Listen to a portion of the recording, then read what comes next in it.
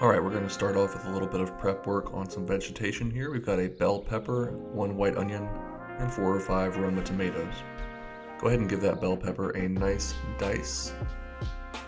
You can use any color you want, but green is pretty traditional. We'll slice up that white onion.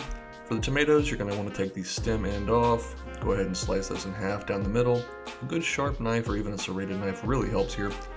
Go ahead and slice those into strips and then back through into a nice dice as well. With our prep work done, we can turn to the stove where we will need a large, shallow skillet into which we will throw some Spanish chorizo. If you can't find that, some good smoky andouille would be fine. About 8 ounces or half a pound.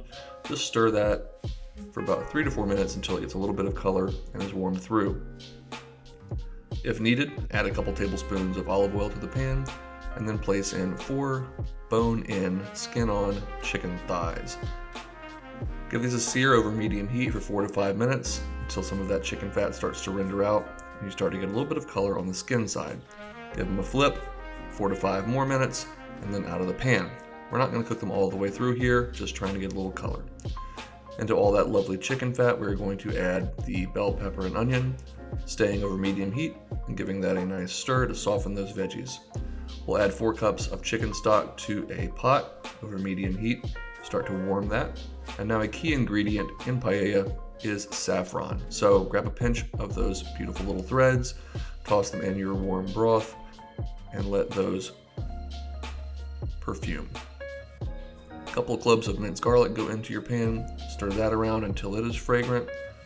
And at this point, we're going to add 1.5 cups of arborio rice. Now, truly carnaroli or bomba rice is traditional in paella, but those are generally going to require special orders on the interwebs. So for ease of access to this dish, I am recommending arborio. It's a nice short grain rice, which will definitely do the job. Go ahead and stir that around to coat it in all that fat and oil. We're basically toasting this rice for 4 to 5 minutes before we add in our tomatoes. Stir those around, and at this point you want to use the liquid from the tomatoes to start to scrape up some of that fond that's developing on the bottom of your pan. All that fond is delicious flavor.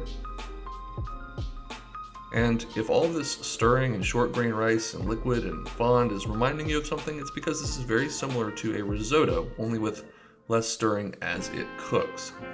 Speaking of risotto technique, we're going to add a splash of dry white wine here. About half a cup is going to go in, and at this point you should have plenty of liquid with which to deglaze the rest of that fond. So stir everything vigorously,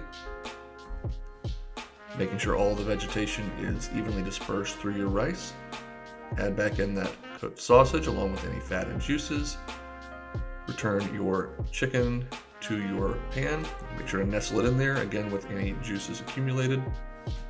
And now we're going to add in about 3.5 cups or so of this vibrant yellow chicken broth and saffron mixture. We can always add a little bit more broth later if we need to, but we want to reserve about half a cup of that. Now season this very aggressively with pepper and salt. We haven't seasoned it thus far, so we're seasoning veggies, rice, chicken, and broth at this point. Lid that up over medium-low heat and cook for roughly 15 minutes or until most of the broth has been absorbed. While we wait for that, we're going to go ahead and peel and devein about half a pound of medium raw shrimp. Make sure you take the tails off as well, toss those in a bowl, and then back to our paella.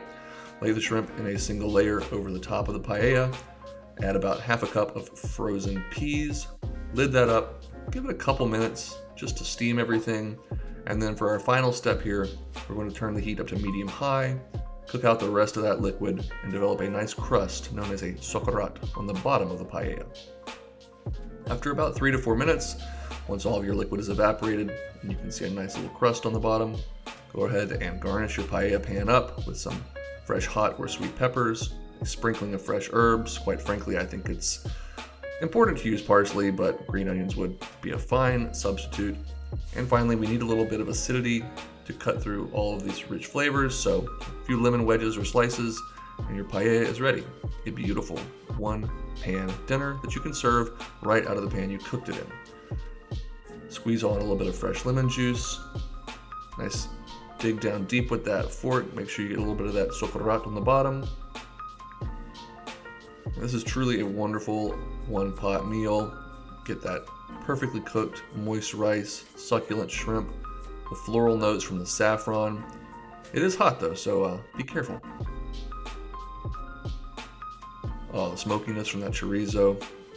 It is a punch of flavor, one which I hope you will give a try to this week. If you do, let me know what you think. Drop a comment down below and like and subscribe for future videos. Thanks for watching.